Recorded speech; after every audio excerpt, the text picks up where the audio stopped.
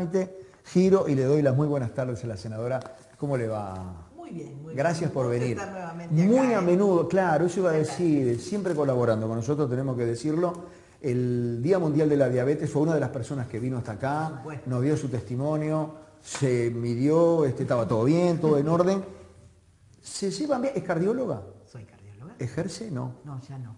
Bien. Ya no. ¿Pero ejerció? Sí, claro, hasta hace unos 7 años más o menos, ejercí, claro, todas mis actividades las compatibilizaba con mi profesión. Pero bueno, en los últimos años ya, más o menos desde el 2012, 5 años. Esto es un piropo. ¿Encontró algún corazón mejor que el suyo? Grande, sí. Me encuentro con los pacientes 2x3 y la verdad que uno vocacional. Sí. Escuché muchas veces en lugares que no eran públicos anécdotas que contaba Vázquez, el doctor Tabaré Vázquez, de sus pacientes. Tuve incluso un familiar que fue paciente de él. Y realmente cuando el profesional vuelca toda su vocación al servicio de un paciente o de 2 o de 3, pero con una ida y vuelta muy especial, ese paciente no se olvida. No. Ni el profesional se olvida del paciente, ni el paciente del profesional. Efectivamente, es así. Si no hay empatía es muy difícil. Sí, ¿no? Y hay muchas cosas que la tecnología no sustituye.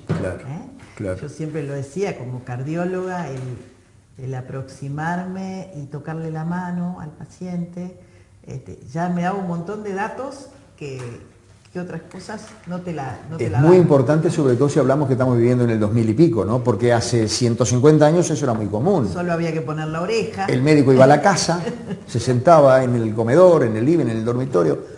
Eso cambió y entonces se torna muy importante ese tipo de gestos. Cambió mucho y está la tentación de que lo vas a someter a tal procedimiento o tal aparatito y vas a tener toda la respuesta.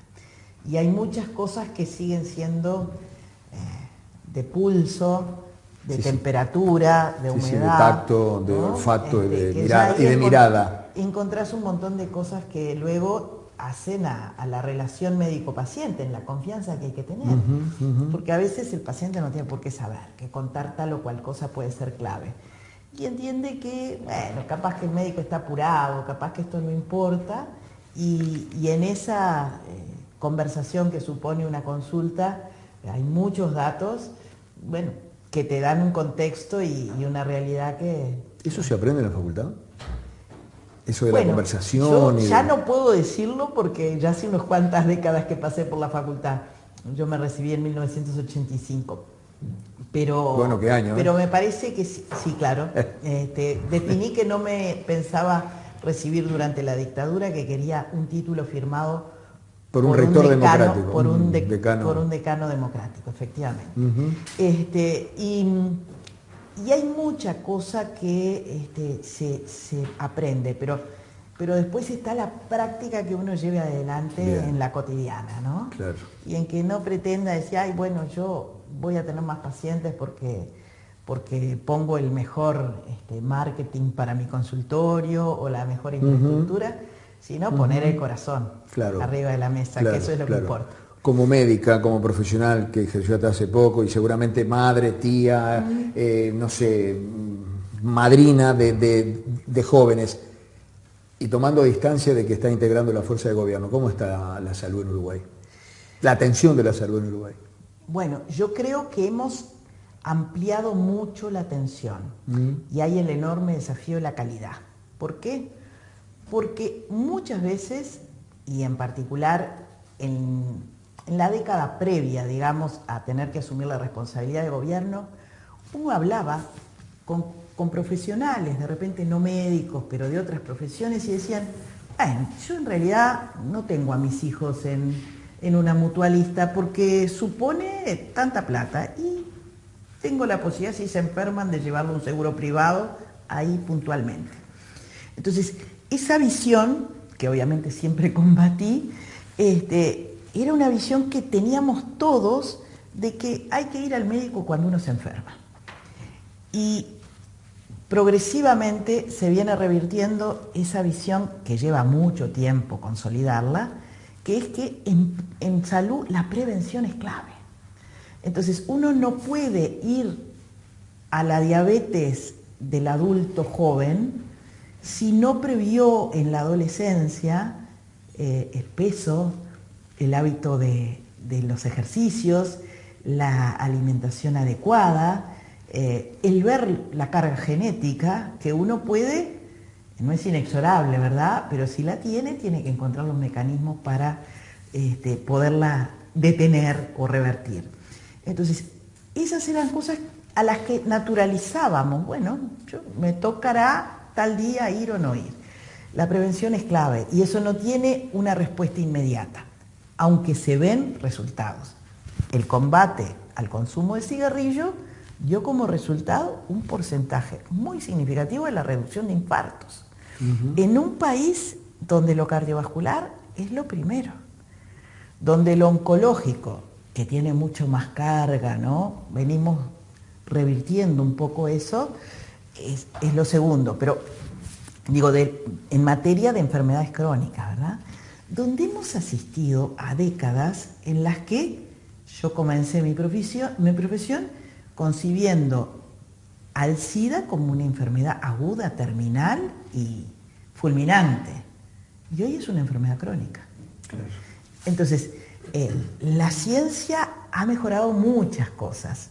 Lo que tenemos los humanos es que no cambiar algunas cosas de eso que yo decía al principio. El tocar al paciente, el ver con eso todo un montón de datos semiológicos que no vas a pasar por un aparato, por otro y por otro. O sea, la concepción del médico en el primer nivel de atención, en el policlínico, puede resolver más del 80% de las patologías, que si no, las agarrás en el segundo nivel de atención, claro, o en el tercero. Claro. O sea, agarrás en lugar del adolescente o del adulto joven con predisposición a un montón de enfermedades crónicas, con la posibilidad de revertirlas o de dilatar su impacto, o lo agarrás con, mira qué joven, claro, tuvo un infarto masivo. Claro. Mira qué joven y ya pasa la insulina. Mira qué joven y cualquier otra de las circunstancias, ¿no?, tan dolorosas que uno ve. Entonces, estas cosas nos tienen que hacer clic, ¿no? Claro. Y yo soy firme defensora del Sistema Nacional Integrado de Salud, aunque no deje de reconocer críticas, desafíos y avances. No se consigue en 5 años, no se consigue en 10, no sé si se consigue en 20. Claro. Porque además estamos asistiendo a cambios extraordinarios. Sí. Sí. Ya no se trata de pelear por la patente de la cefalosporina para tener como antibiótico mejor curación de determinadas enfermedades. Ya estamos pensando en los biomedicamentos. Claro. Entonces, toda esa cosa que mueve masas siderales de dinero, hay que ponerlas en la balanza y hay que ver que muchas de ellas podrían ser curadas con una adecuada prevención en salud, que no es solo curarte tal o cual cosa, es decirte, alimentate bien, tener buen peso, tener actividad física. La veo apasionada cuando habla de la salud. Sí, claro. ¿Y por qué cambió la medicina por la política? No la cambié. A tal punto que yo siempre milité, desde chiquita, yo digo que lo mío es genético, ser frente amplista y ser socialista, pero llevé adelante todo hasta que llegué a la presidencia al frente, que era muy, muy exigente, y ya a partir de allí no retomé. Pero como digo, son 5 años, 6 años más o menos. ¿La vida política y la vida saludable son compatibles? Bueno, bastante poco, porque el estrés que vivimos, a veces la gente piensa, mirá, en esas cómodas butacas de... No, hay de todo, ¿no? Hay de todo. Hay quienes trabajan mucho. Siempre. Y hay quienes... Bueno, en todas las profesiones, ¿no? Claro, bueno, sí. A ver, en la vida es así. También así, claro, en la vida. También así ha habido un cambio importante. Ustedes saben que el Parlamento funcionaba después de las 4 de la tarde. Hace algunas décadas. No al principio del siglo, A ver. Porque en realidad el Parlamento está constituido básicamente por doctores, y doctores más bien en leyes, no en, no en medicina. Y atendían su buffet y luego iban a la un Cámara. ratito del Parlamento. A ver, yo una de las cosas que protagonicé, cuando culmine este periodo legislativo, voy a tener 20 años en el Senado, interrumpidos por el momento en el cual en exclusividad me dediqué a la presidencia del Frente, pero son 4 periodos consecutivos, ¿no? Y yo asistí a las reuniones que se iniciaban a las 4. Igual las comisiones funcionaban otras horas, ¿no? Sí. Pero siempre las crisis dan oportunidades, ¿no? Cuando teníamos el gran problema energético en este país, fuimos ajustando algunas cosas y entonces era mucho más adecuado sesionar en la mañana, que no había que tener tanto foco, tanta cosa prendida. Y allí las mujeres nos prendimos de ese horario, mucho más que los varones que resistían a ese horario. Pero te ordena de una manera completamente diferente el día, ¿no? Claro. Y entonces, diputados también ajustó en aquello que todos los espacios públicos tenían un ajuste de horarios para evitar que distante de hoy nuestra diversificación en materia de matriz energética, ¿no? No, a uno a veces se pone un paréntesis, si uno se pone a recordar lo que era este país cuando uno llamaba por teléfono y le atendía a cualquiera, decir, ay, perdón, está equivocado. Y llama de nuevo y otra vez estaba equivocado. Y yo quería poner el teléfono y me decía, no hay borne. No hay borne. Está, perfecto. Y si no se iba la luz, y decía, y ahora la luz, y estaba 3 días sin luz. Sí. Y si no, los cortes programados. Y si no, tantas cosas. O las colas para comprar papas. Yo hice cola para comprar carne y papa. Carne y papa. Iba a las 4 de la mañana con la bolsita a hacer la cola para que mi madre después fuera... En un país que tiene 12 millones de vacas, ¿no? Que las tiene siempre. Pero, nosotros somos siempre 3.400.000 y las vacas son 12 contrabandeábamos millones. Carne de Canelones y de San José. Y las carnicerías del Puente Carrasco y las carnicerías del Puente La Barra. Y papa, que cualquiera tira ahí en la tierra nuestra. Parece otro mundo. Sí. Parece otro mundo.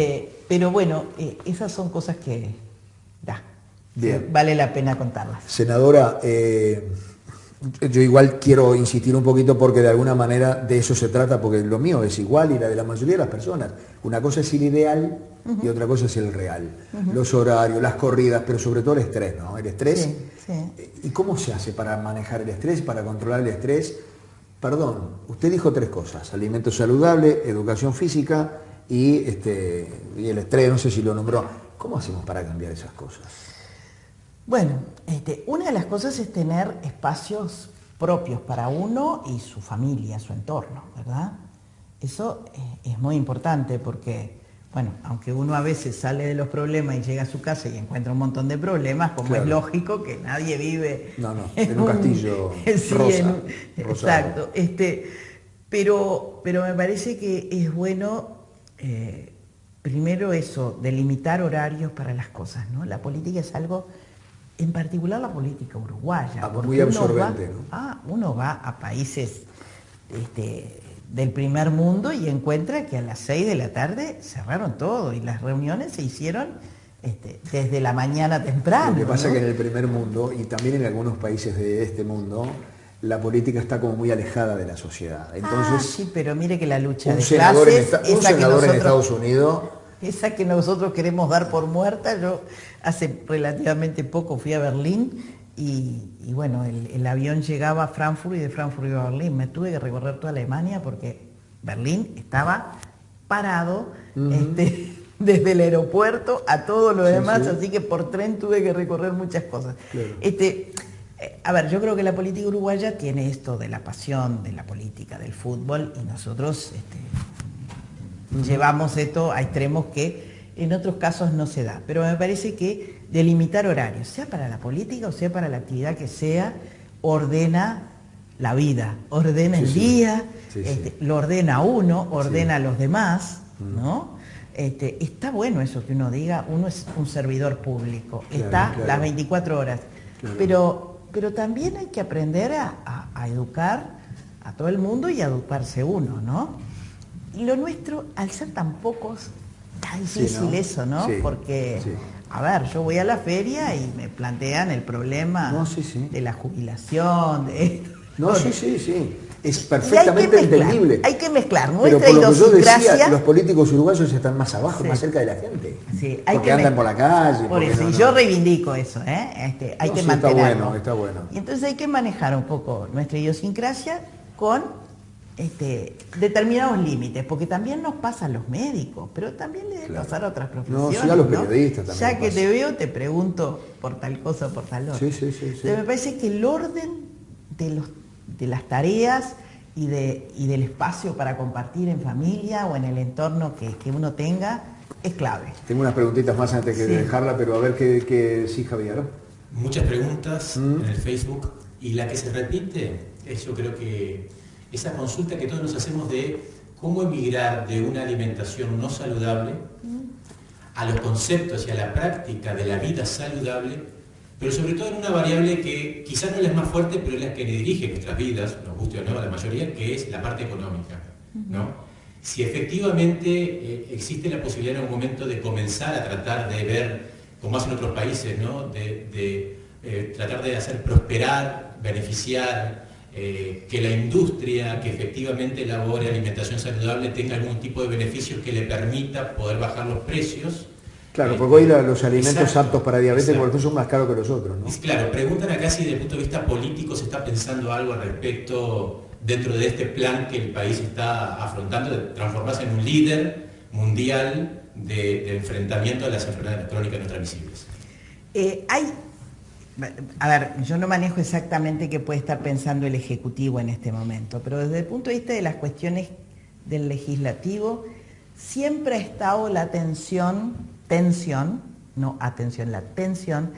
en materia de cuánto exigirle a la industria y en qué momentos, ¿no?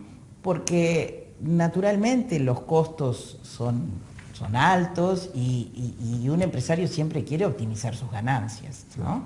Entonces uno le dice, bueno, pero si tiene tal etiqueta, si nombra de manera más clara tales componentes o tales riesgos de consumirlo en exceso, ¿no?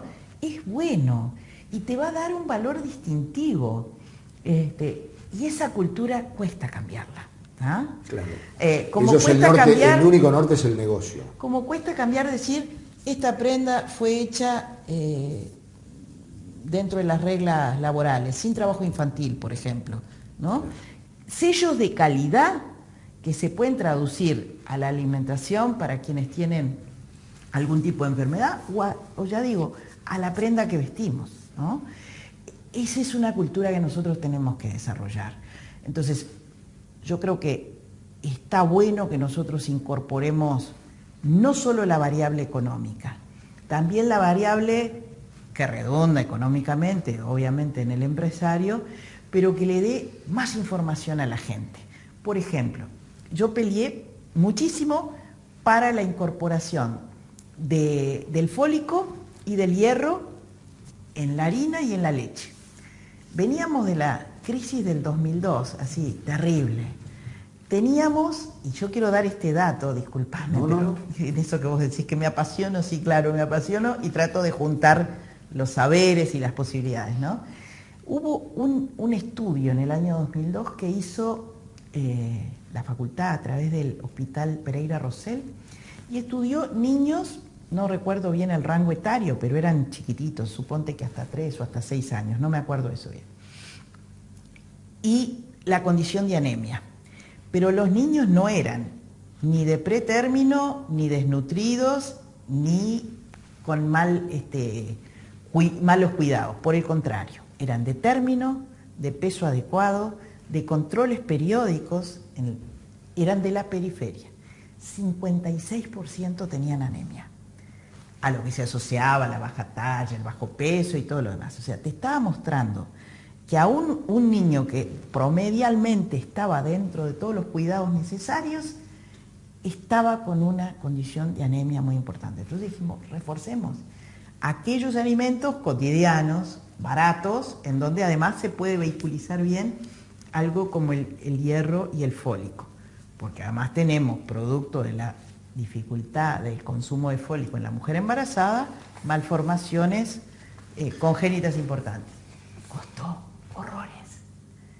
Y Y tendríamos que volver a ver esa ley, tendríamos que volver a ver cuáles son las cosas. Se acaba de conocer una cifra de que el 40% de los niños en edad escolar tiene sobrepeso. Claro. Tremenda cifra. Porque las dos cosas Casi están, ¿no? En menos y en más. En Claro. menos logramos mitigar mucho, porque aunque la pobreza infantil sigue siendo el segmento de mayor pobreza en nuestro país, porque aquello de la cara, la infantilización de la pobreza que describió Juan Pablo Terra en 1986 era así, ¿no? Y después se siguió profundizando y ahora se ha revertido, pero aún queda un segmento importante. Claro. Y es la ventana de oportunidades, ¿no? Es la que va a determinar si vos o yo tenemos Sí, la condición tal cual. después de enfrentar la educación, de desempeño adecuado en todos los planos. Tal cual. ¿Tiene alguna persona con diabetes en la familia? Sí, mi mamá, pero tiene 96 años la ¿Cómo la llevó? ¿Cómo bien, la manejó? Bien, con dieta. Sí. Toma un medicamento, o sea, es una cosa muy controlada, pero... ¿Está enterada de una reunión que va a haber aquí el mes que viene de jefes de Estado, presidentes, ministros de Salud, técnicos, a propósito de que se hable de las enfermedades crónicas no transmisibles? Sí, obviamente tengo mucha cercanía con el ministro de Salud y siempre me comenta de la insistencia que el presidente de la República tiene en este tema. El presidente tiró el tema en las Naciones Unidas. La última Exactamente, y ahora el 16 de septiembre, o el 17 por ahí, hay una sesión de Naciones Unidas muy importante sobre este tema que, bueno, creo que Uruguay, así como se ha destacado por el tema del combate al cigarrillo, tiene en este tema de la incidencia de las enfermedades crónicas no transmisibles una prédica que tiene que ver con eso, con cambiar el paradigma, con que todos entendamos que podemos prevenir mucho más que curar y que en última instancia habrá que curar, pero que la economía de la salud se mejora sustancialmente si tenemos esa prédica de prevención, ¿no? Bueno, yo le cuento a la gente, por eso yo decía al pasar cuando comenzaba el programa que ya hemos hablado de esto. El otro día, justo cuando llegábamos a uno de estos programas, en uno de los salones de ADO estaban reunidas las 23 organizaciones públicas y privadas que forman la Alianza de Enfermedades No Transmisibles, porque estaban trabajando en la elaboración de un anteproyecto o de un decreto, de un borrador de decreto para cambiar el rotulado de los alimentos, porque de repente por allí se puede empezar, ¿verdad? Aquellos alimentos que tienen exceso de grasa, de azúcar o de sal, y a lo mejor eso es una de las que está más al alcance de la mano para cambiar un poquito esto. Y aprovechemos que tenemos un presidente que es médico y que además es sumamente sensible a este tipo de cosas, ¿no? Sí, sin duda. Ahora, hay una alianza que es imprescindible. Es la alianza con el individuo, con la persona, con la sociedad en su conjunto, con las expresiones organizadas de la sociedad, porque por más marco legal, por más decisiones gubernativas, hay que tener liderazgo, el presidente lo tiene en este tema, sin lugar a duda, pero hay que tener alianza con la sociedad, porque si no, no se transforma. El bombardeo mediático que uno tiene para tomar tal cosa, comer tal otra, es brutal, ¿no? Bueno, vamos desde acá, desde la Asociación de Diabéticos de Uruguay, yo no tengo nada que ver con ellos, simplemente hago esto una vez por semana, pero conozco su accionar y esto es parte de la sociedad. Va a haber una gran insistencia de aquí en adelante hasta que en noviembre sea el Día Mundial de la Diabetes, y vamos a estar haciendo ruido por algún lado, ellos van a estar haciendo ruido en algún lado, para ver si de alguna manera todos los sectores pueden apoyar esto. Senadora, le agradezco mucho que nos haya visitado, le agradezco los conceptos, para nosotros es un aprendizaje, hablar con alguien que además de senadora de la República es médica y nada mejor que una médica para hablar de este tipo de temas. Con mucho gusto. La están esperando allí a la vuelta de la puerta el gerente general de la Asociación de Diabéticos del Uruguay, que le va a hacer firmar un par de proyectos de ley o algo así, bien suavecito. Solo eso. No, es una broma. No son cheques. No, nada. Y mucho menos en blanco. Gracias por haber venido. Un gusto, como Muy siempre. amable.